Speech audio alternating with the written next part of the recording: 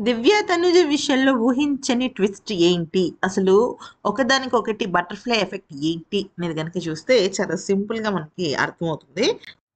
Friends, మనం ప్రోమోలో చూసిన విధంగా ఎవరైనా సరే ప్రజలు కమాండర్ అవ్వాలన్నా, కమాండర్‌ల రాజు, రాణి అవ్వాలన్నా, రాజు, రాణి వాళ్ళు వాళ్ళ స్థానాల్ని కాపాడుకోవాలన్నా, వాళ్ళ ప్రత్యర్థితో తలపడాలి. తలపడిన తర్వాత వాళ్ళు గెలిస్తే అప్పుడు ఆ రకంగా వాళ్ళకి ఒక ప్రమోషన్ అయినా వస్తది, డిమోషన్ అయినా వస్తది, లేదా ఏదో ఒకటి వస్తది.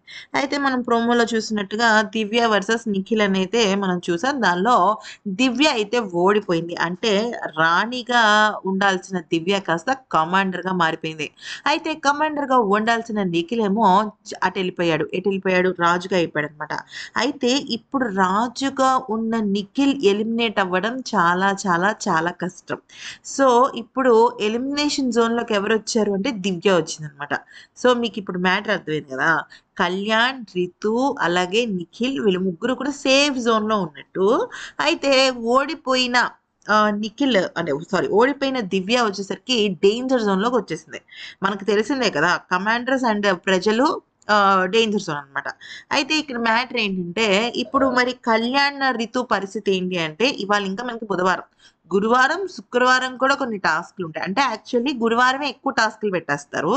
గురువారం టాస్క్‌లు పెట్టేసిన తర్వాత మనకి అది అంటే ఈ రోజు వాళ్ళకి లైవ్‌లో అక్కడ జరుగుతుంటుంది. మనకి రేపు లైవ్‌లో చూపిస్తారు. రేపు ఎపిసోడ్‌లో కూడా చూపిస్తారు. సో, ఇప్పుడు దివ్య మనకిక్కడ కమాండర్స్‌తో వచ్చేసరికి కమాండర్స్‌గా ఉన్న దివ్యను తనుజ సూపర్ క్లోజ్ అయిపోయారంట. యాక్చువల్లీ మ్యాటర్ ఏంటి? తనుజ అండ్ దివ్య చాలా మంచి ఫైటింగ్ చేసుకున్నారు. లాస్ట్ వీక్ అంతా కూడా ఎనిమీగా ఉండిపోయారు. కానీ ఈ వారం వాళ్ళిద్దరు ఎంత క్లోజ్ అయిపోయారంటే, రితుకిను, తనుజకి జరిగిన గొడవ కూడా నేరుగా వెళ్లి దివ్యతో షేర్ చేసుకోవడం అందరిని షాక్ గురిచేసింది. పాపం నాకిక్కడ అర్థం కాని విషయం ఏంటంటే, తనుజ కనీసం ఒక్క ఛాన్స్ కూడా ఎవరు ఇవ్వట్లేదు. అటు నిఖిల్ ఇవ్వట్లా, ఇటు డెమాన్ ఇవ్వట్లా, సంజన గారు ఇవ్వట్లా, ఎవ్వరు కూడా ఒక్క టాస్క్ అంటే ఒక్క టాస్క్ కూడా ఆడనివ్వట్లేదు.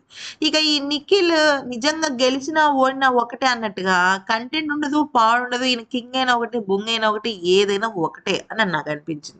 అయితే మనకి సెకండ్ ప్రోమో జరిగింది కదా! నిఖిల్ వర్సెస్ దివ్య. ఆ ప్రోమో తర్వాత అంటే ఆ తర్వాత ఇద్దరు కింగ్స్, ఒక క్వీన్ ఉంటుంది. అంటే కళ్యాణ్ అండ్ నిఖిల్ ఉంటారు. అలాగే రితు వచ్చేసరికి క్వీన్‌గా ఉంటుందన్నమాట. దివ్య పాత్ర కచాక్ పోయింది. ఇక తర్వాత దివ్య అండ్ తనుజ ఇద్దరు కూడా కమాండర్స్‌గా ఉంటారు. ఇక దివ్య ప్రజల్లోకొచ్చిందంటే మాత్రం ఇంకా నెక్స్ట్ లెవెల్ ఎలిమినేషన్ అని చెప్పుకోవచ్చు. ఎందుకంటే డేంజర్ జోన్‌లో ఉంటుంది కాబట్టి. సో, ఇక్కడ ఈక్వేషన్స్ మారిపోతాయి, లెక్కలు మారిపోతాయి, బిగ్ బాస్ స్ట్రాటజీలు మారిపోతాయి. ఊహించని విధంగా ఉంటుందన్నమాట. సో, తను యాక్చువల్లీ అంటే దివ్య అసలు ఆ జోన్‌కి రాకుండానే కళ్యాణ్‌ని, రితుని ఒప్పించుండుంటే బావుండేది. అలా ఒప్పించలా తను. అది జరిగిన విషయం. ఈ వీడియో నచ్చితే లైక్ చేయండి, సబ్స్క్రైబ్.